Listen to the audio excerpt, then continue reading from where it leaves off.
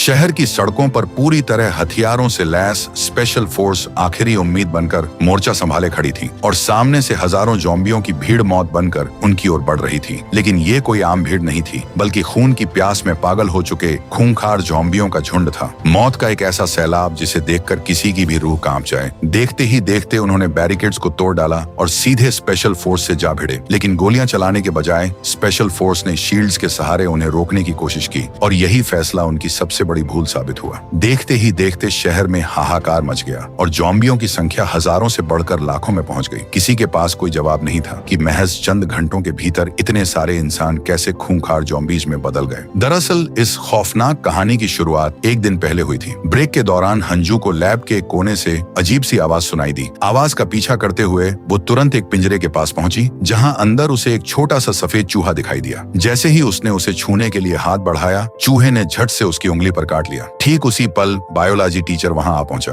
उसे देखते ही अंजू घबराकर लैब से बाहर निकलने लगी, लेकिन जैसे ही टीचर की नजर खुले पिंजरे और फर्श पर गिरे खून पर पड़ी, उसके चेहरे का रंग उड़ गया। उसने बिना एक पल गवाए अंजू को पीछे से पकड़कर वापस लैब के अंदर खींच लिया। उसके हाथ पैर टेप और रस्सी से कसकर बांध दिए और फिर जबरदस्ती उसे एक इंजेक्शन लगा दिया। डॉक्टर ली समझ चुका था कि अंजू को बचाना अब लगभग नामुमकिन है, क्योंकि उसे काटने वाला चूहा ज़ॉम्बी वायरस से संक्रमित था। इसलिए उसे बेहोश करने के अलावा उसके पास कोई दूसरा रास्ता नहीं बचा था। अंजू के बेहोश होते ही डॉक्टर ली उसे वहीं छोड़कर क्लास लेने चला गया। लेकिन अगले ही पल अंजू का पूरा शरीर बुरी तरह कांपने लगा। रस्सियां टूटते ही अंजू किसी तरह खुद को संभालते हुए लड़खड़ाते कदमों से वापस अपनी क्लास में पहुंच गई। उसकी हालत देखकर क्लास में बैठे बच्चे और टीचर घबरा गए। कांपती हुई आवाज में उसने अपने साथ हुई पूरी घटना उन्हें बता दी। ये सुनते ही सियोक ने उसे अपने कंधे पर उठाया और तेजी से मेडिकल रूम की ओर बढ़ने लगा। लेकिन रास्ते में अंजू का शरीर बेकाबू होने लगा। आंखों में अजीब सी बेचैनी उतर आई और वो लगभग सियोक की गर्दन पर काटने ही वाली थी कि तभी वे मेडिकल रूम में पहुंच गए। डॉक्टर ने उसकी हालत देखते ही तुरंत उसका टेम्परेचर नापा, जो बहुत ही कम सिर्फ 29 डिग्री आया। उन्होंने फौरन उसे कंबल ओढ़ाने के लिए कहा, लेकिन अंजू बेचैनी से बस इतना ही बोल पाई कि उसे बहुत ज्यादा गर्मी लग रही है। अगले ही पल उसकी आंखें सुर्ख लाल हो गईं और वो धीरे धीरे अपना मानसिक संतुलन खोने लगी। इससे पहले कि कोई कुछ समझ पाता, उसने पास खड़ी ओंजो पर हमला कर दिया। डॉक्टर उसे काबू में करने के लिए इंजेक्शन लगाने आगे बढ़ी तो अंजू ने उसे भी काट लिया। कुछ ही पलों में मेडिकल रूम चीख पुकार से गूंज उठा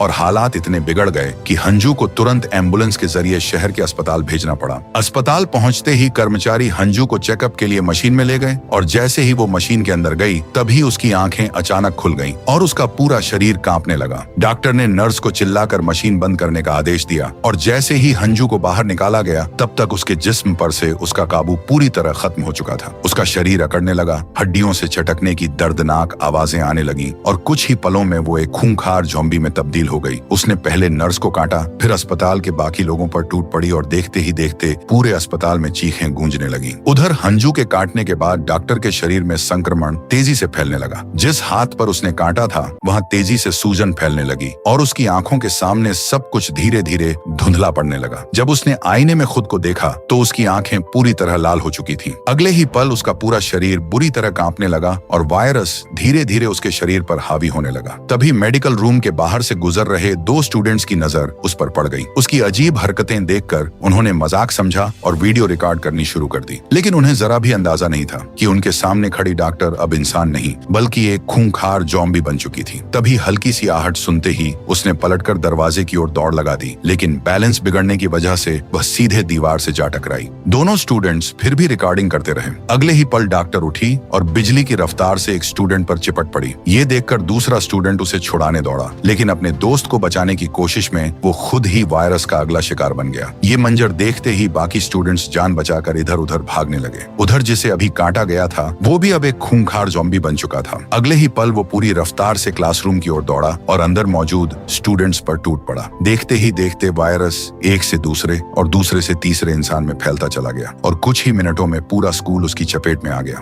उधर कैंटीन में ओंजो बेहद परेशान बैठी थी, क्योंकि सियोक उसके प्यार को ठुकरा चुका था। वही च्योंग सान उसे संभालने की कोशिश कर रहा था। वो मन ही मन उसे पसंद भी करता करता था, लेकिन उन दोनों को जरा भी अंदाजा नहीं था कि पूरे स्कूल में एक जानलेवा वायरस फैल चुका है। जैसे ही ओंजो दरवाजे की ओर बढ़ी, बाहर से चीखते हुए स्टूडेंट्स का सैलाब कैंटीन के अंदर घुस पड़ा। हर कोई अपनी जान बचाने के लिए धक्का मुक्की करता हुआ अंदर भाग रहा था। कुछ ही पलों में हालात इतने बेकाबू हो गए कि एंट्रेंस गेट लोगों की भीड़ से पूरी तरह जाम हो गया। अंदर घुसते ही लोग अपनी जान बचाने के लिए इधर उधर छिपने लगे। तभी जोरदार धमाके के साथ कांच टूट गया और बाहर फंसे लोग भी कैंटीन के अंदर घुस आए। भीड़ के तेज धक्कों से ओंजो जमीन पर गिर पड़ी। तभी उसकी नजर अपने ही दोस्तों पर पड़ी जो अब ज़ॉम्बी बनकर लोगों को मार रहे थे। उसी दौरान एक ज़ॉम्बी ने उसे देख लिया और पूरी रफ्तार से उसकी ओर दौड़ पड़ा। डर के मारे ओंजो उठ भी नहीं पाई और तभी वो ज़ॉम्बी बिल्कुल उसके सामने पहुंच गया। एन मौके पर चयोंगसान वहां आ गया। उसने बिना एक पल गवाए ज़ॉम्बी को पकड़कर ओंजो से दूर धकेल दिया। ओंजो की जान तो बच गई, लेकिन तब तक पूरी कैंटीन ज़ॉम्बियों से भर चुकी थी और हर गुजरते पल के साथ कोई ना कोई ज़ॉम्बी बन रहा था। इसके बावजूद चयोंगसान ने हिम्मत नहीं हारी। वो ओंजो को अपने साथ लेकर ज़ॉम्बियों के बीच से रास्ता बनाता हुआ आगे बढ़ता रहा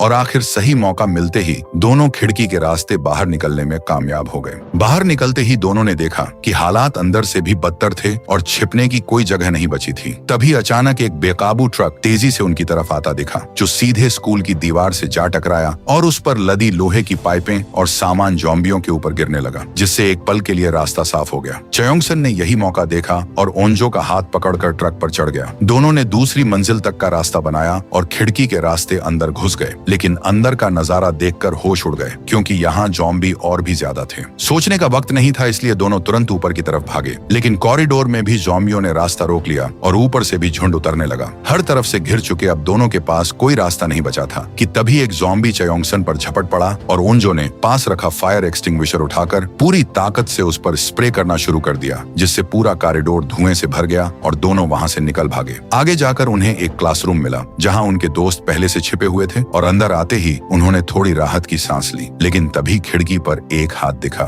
जो सियोक का था। वो सीढ़ी के सहारे ऊपर चढ़कर आया था और उसके पीछे पीछे क्लास मॉनिटर नामरा भी पहुंच गई और अब पूरा ग्रुप एक साथ इकट्ठा हो गया। लेकिन सब जानते थे कि ये जगह ज्यादा देर तक सुरक्षित नहीं रहने वाली थी और ज़ॉम्बी कभी भी यहाँ पहुंच सकते थे। तभी एक लड़की को फर्श पर पड़ा मोबाइल फोन मिल गया। मौका मिलते ही चयोंगसान ने तुरंत पुलिस को कॉल किया और ऑपरेटर को बताया कि पूरे स्कूल में ज़ॉम्बी वायरस फैल चुका है। लेकिन इतनी अजीब बात सुनकर ऑपरेटर ने इसे किसी स्टूडेंट की शरारत समझा और बिना यकीन किए फोन काट दिया। अब जब हर उम्मीद टूटती नजर आने लगी, तब ओंजो ने अपने पिता के फायर स्टेशन पर कॉल किया। उसने घबराई हुई आवाज में झूठ बोलते हुए कहा कि स्कूल में भीषण आग लग गई है। ये सुनते ही फायर ब्रिगेड की टीम बिना देर किए स्कूल के लिए रवाना हो गई और सभी को लगा कि अब शायद उनकी जान बच जाएगी। लेकिन समय बीतता गया और मदद का कहीं कोई निशान नहीं दिखा। हर गुजरते मिनट के साथ सबकी बेचैनी बढ़ती जा रही थी। जब ओंजो ने दोबारा कॉल करने की कोशिश की, तब तक फोन की बैटरी पूरी तरह खत्म हो चुकी थी। इसी बीच जिनसू दरवाजे पर नजर रखने गया, तभी अचानक एक आदमी अंदर घुस आया। एक पल के लिए सभी सहम गए, लेकिन अगले ही पल पता चला कि वो उनका पीटी टीचर था। फिर भी किसी की हिम्मत उस पर भरोसा करने की नहीं हो रही थी। सभी के मन में यही डर था कि कहीं वो भी वायरस से संक्रमित तो नहीं। तब पीटी टीचर ने सबको भरोसा दिलाया कि उसे किसी ज़ॉम्बी ने नहीं काटा। इसके बाद उसने बिना समय गवाए सभी को टेबल और कुर्सियों से दरवाजे और खिड़कियां मजबूती से बंद करने का निर्देश दिया,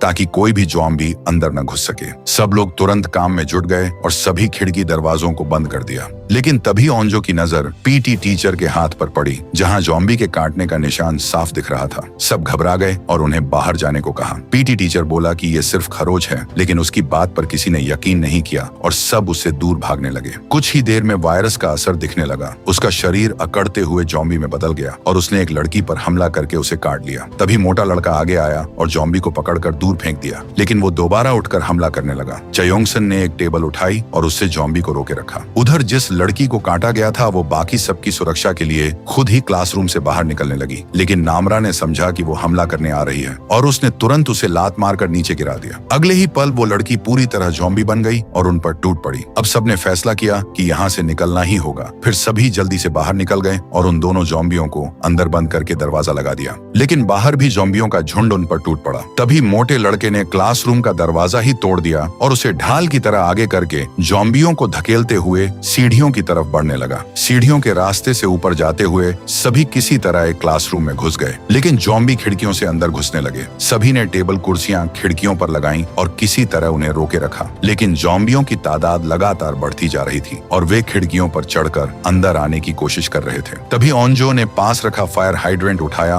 और दरवाजे पर जोर जोर से मारना शुरू कर दिया। जब सबकी ताकत जवाब देने लगी तभी दरवाजा खुल गया और सब तेजी से भागकर एक दूसरे क्लासरूम में छिप गए। लेकिन जैसे ही सबने राहत की सांस ली तभी ज़ॉम्बियों ने खिड़की का शीशा तोड़ दिया और सभी ने मिलकर टेबल खींचकर खिड़की के सामने लगा दी। थोड़ी देर बाद ओंजो को एहसास हुआ कि सियोक अंदर नहीं आया है और उसका दिल बुरी तरह बैठ गया। उसकी हालत देखकर उसकी दोस्त उसे संभालने लगी, लेकिन जैसे ही ओंजो ने उसका हाथ पकड़ा तो हाथ बर्फ की तरह ठंडा था। कुछ ही पलों में संक्रमण के लक्षण साफ दिखने लगे। दरअसल ज़ॉम्बी से लड़ते वक्त उसे पैर में काट लिया गया था और अब वो खुद ज़ॉम्बी बनने की कगार पर थी। डर के मारे वो आईने के सामने खड़ी हो गई और उसने देखा कि उसकी आंखें पूरी तरह लाल हो चुकी हैं। ये देखकर ओंजो उसे पकड़कर रोने लगी, लेकिन जैसे ही वो पूरी तरह बदलने वाली थी तभी चयोंगसन ने ओंजो को उससे दूर कर दिया। अगले ही पल उसका शरीर बुरी तरह कांपा, हड्डियों के छटकने की आवाजें आईं और वो ज़ॉम्बी बनकर दोनों पर झपट पड़ी। चयोंगसन ने धक्का देकर उसे दूर किया और जैसे ही वो कुर्सी उठाकर वार करने वाला था ओंजो ने उसे रोक दिया, क्योंकि वो लड़की उसकी सबसे अच्छी दोस्त थी और उसके दिमाग में सिर्फ उसके साथ बिताए गए अच्छे पल घूम रहे थे। चयोंगसन बार बार समझाता रहा लेकिन वो नहीं मानी। मजबूर होकर उसने कुर्सी उठाई और वार कर दिया। आखिरकार ओंजो की पकड़ छूट गई और उसकी दोस्त नीचे जा गिरी और अब ओंजो समझ नहीं पा रही थी कि चयोंगसन का शुक्रिया करे या उस पर गुस्सा।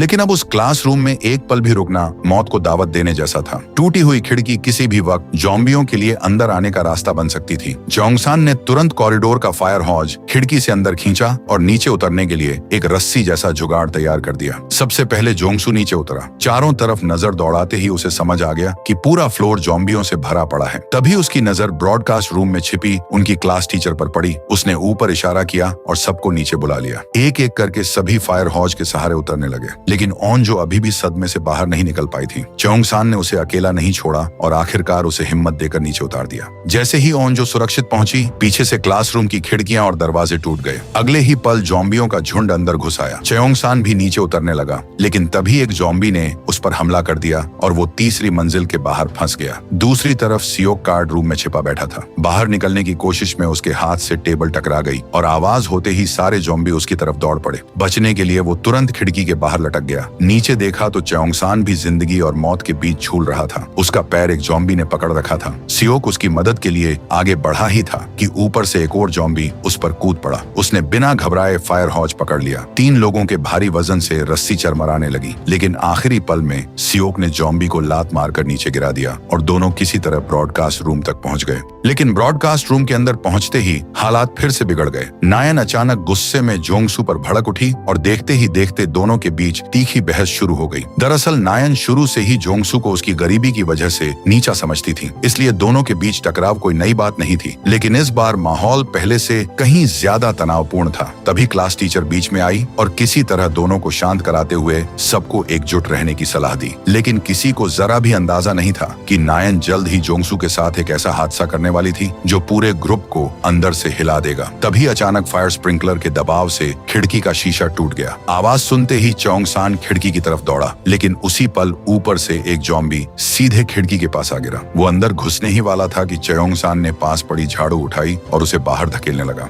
मगर उसकी ये कोशिश उस पर भारी पड़ गई। ज़ॉम्बी ने झाड़ू को कसकर पकड़ लिया और उसी के सहारे अंदर चढ़ने लगा। ये देखकर जोंगसू भी तुरंत उसकी मदद के लिए दौड़ पड़ा, लेकिन ज़ॉम्बी ने उसका हाथ पकड़ लिया। वही चयोंगसन लगातार झाड़ू से उसे पीछे धकेलता रहा, लेकिन फिर भी वो नीचे गिरने का नाम नहीं ले रहा था। आखिर झाड़ू टूट गई और चयोंगसन के हाथ में सिर्फ उसका नुकीला डंडा रह गया। तभी सियोक ने झपट कर वो डंडा लिया और पूरी ताकत से ज़ॉम्बी पर वार कर दिया, लेकिन वो भी उसे रोक नहीं पाया। हालात और बिगड़ते देख जोंगसू ने पास रखा कंप्यूटर उठाया और पूरी ताकत से ज़ॉम्बी के सिर पर दे मारा। इस जोरदार वार के बाद आखिरकार ज़ॉम्बी नीचे जा गिरा और कुछ देर के लिए खतरा टल गया। लेकिन इसी लड़ाई में जोंगसू को हल्की चोट लग गई और उसकी नाक से खून बहने लगा। ये देखते ही नायन की आंखें चमक उठीं और उसने जोर देकर कहा कि वो संक्रमित हो चुका है और सबको उसे अभी बाहर निकाल देना चाहिए। लेकिन सब जानते थे कि अगर वे अभी तक जिंदा हैं तो उसका कारण सिर्फ और सिर्फ जोंगसू है। फिर भी नायन की नफरत उसे चैन नहीं लेने दे रही थी और माहौल बिगड़ने लगा। क्लास टीचर ने बीच में आकर सुझाव दिया कि जोंगसू को कुछ देर के लिए अलग कमरे में रखा जाए और अगर वो संक्रमित नहीं निकला तो नायन को माफी मांगनी पड़ेगी। जोंगसू ने खुद कहा कि वो 1 घंटे तक अलग कमरे में रहेगा ताकि सबको यकीन यकीन हो जाए। लेकिन जैसे ही वो कमरे में गया तभी नायन के मन में माफी न मांगने की आग और भड़क उठी और उसने अंदर ही अंदर एक खतरनाक फैसला कर लिया। मौका देखकर उसने चुपके से जेब से रुमाल निकाला और उसे डंडे पर लगाकर जॉम्बी के खून से भिगोया। फिर बनावटी मासूमियत का मुखौटा पहनकर जोंगसू के पास पहुंची और उसके घायल हाथ को उसी जहरीले रुमाल से साफ करने लगी। बेचारा जोंगसू यही समझता रहा कि वो सच में माफी मांगने आई है, लेकिन जैसे ही उसका मकसद पूरा हुआ नायन ने अपना असली चेहरा दिखा दिया और बोली, तुझे क्या लगता है कि मैं तुझ जैसे फटीचर से माफी मांगूंगी? बाहर खड़े सब यही समझ रहे थे कि दोनों के बीच सब ठीक हो गया है, लेकिन अचानक जोंगसू दौड़ता हुआ बाहर आया और उसने पूरी सच्चाई सबके सामने रख दी। ये सुनते ही सब भड़क गए और नायन पर चिल्लाने लगे, लेकिन वो बिल्कुल बेशर्मी से चुप खड़ी रही, जैसे उसे कोई फर्क ही नहीं पड़ रहा हो। अब उसके मन में बस एक ही ख्याल था कि जोंगसू जल्दी से जॉम्बी बन जाए ताकि सबको लगे कि वही सही थी, और कुछ ही देर में वही हुआ। जोंगसू के जिस्म में वायरस तेजी से फैलने लगा, उसकी नजर धुंधली होने लगी और वो खुद को संभाल नहीं पा रहा था। सभी उसे लेकर दुखी थे, लेकिन डर के मारे कोई पास जाने की हिम्मत नहीं कर रहा था। सिर्फ चयोंगसन आगे बढ़ा, लेकिन जोंगसू को खुद पता था कि कहीं वो बेकाबू होकर किसी को नुकसान न पहुंचा दे, इसीलिए वो खुद ही पीछे हटकर दीवार के पास चला गया। तभी नायन ने चिल्लाकर उसे बाहर जाने को कहा और ये नजारा देखकर सभी की आंखें भर आईं, लेकिन कोई चाहकर भी कुछ नहीं कर सका। टीचर ने धीरे से उसे रिकॉर्डिंग रूम में जाने को कहा ताकि बाकी सब सुरक्षित रहें, और जोंगसू बिना एक शब्द कहे रिकॉर्डिंग रूम के अंदर जाने लगा। हर कदम पर उसकी आंखों में वो दर्द था जो शब्दों में नहीं कहा जा सकता था, लेकिन वायरस का असर बढ़ते ही उसे अजीब अजीब आवाजें सुनाई देने लगी। अगले ही पल उसका पूरा जिस्म बुरी तरह कांपा और देखते ही देखते वो एक खूंखार ज़ॉम्बी में बदल गया। इसी के साथ दोस्तों इस शानदार वेब सीरीज का पहला पार्ट खत्म हो जाता है। अगर आपको ये वीडियो अच्छी लगी तो इसे लाइक और चैनल को सब्सक्राइब जरूर करें, और इस वीडियो का पार्ट 2 देखने के लिए कमेंट सेक्शन में पार्ट 2 लिखें।